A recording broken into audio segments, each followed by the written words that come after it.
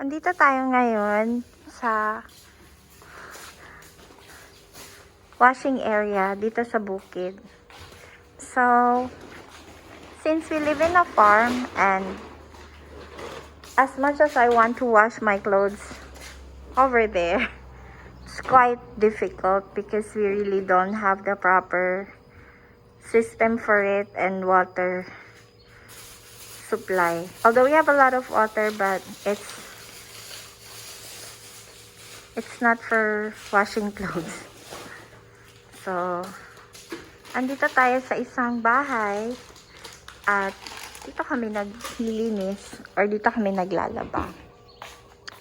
So, it's an open space. It's not crowded unlike in other places. So, what we do is we just get our soap. And as you can see, it's for 30 baht.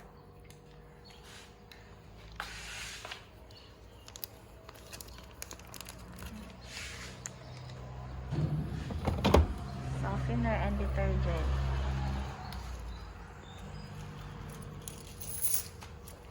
And then we're going to get our coins.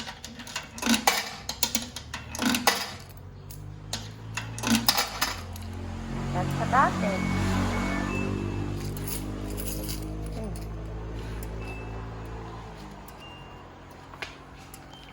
So, this is not sponsored. Comfort, baka naman.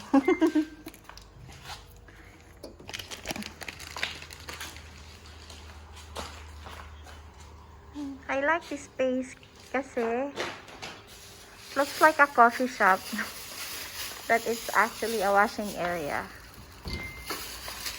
So, we're gonna be washing it for how many minutes? We're just waiting.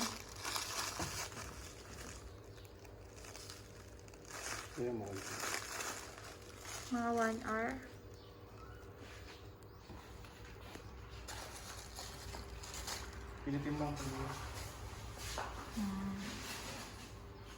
Okay. So this is a day in the life of a local.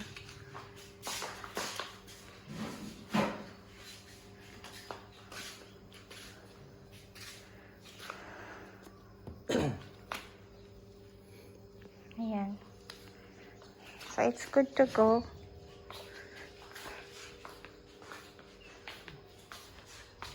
But this is actually near our neighborhood, but I cannot see anyone outside. So this is in Prachinburi province. We live over there, but we have to walk. So this is our laundry shop.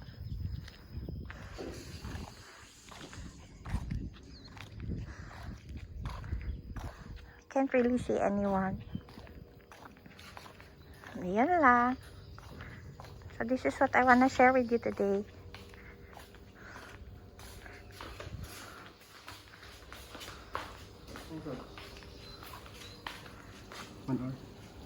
Okay, so we will come back after 1 hour and 8 minutes. Then I'll show you.